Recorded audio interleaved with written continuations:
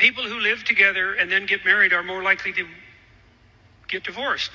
The reason Jordan Peterson is correct. The Christian idea that you should not live together before marriage is clearly backed by science. So let's refute some of these misconceptions. The reason we see people staying in marriages and not getting a divorce after choosing to not cohabitate before is because they're doing so for religious purposes.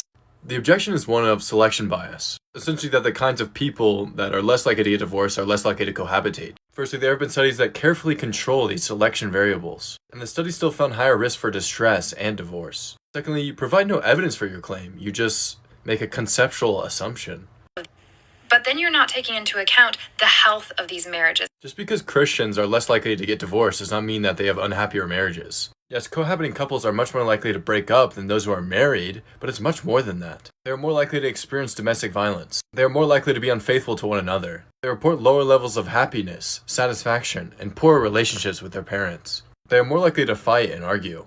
The children of cohabiting couples are much more likely to be abused. They report more negative communication and conflict. I could go on. On the face of it seems wrong to do things that substantially lower the risk of human well-being. And cohabitation does that. We can clearly establish from science that it is wrong to live together before marriage independent of religion. Read the studies. Don't cope. Accept the facts. God bless.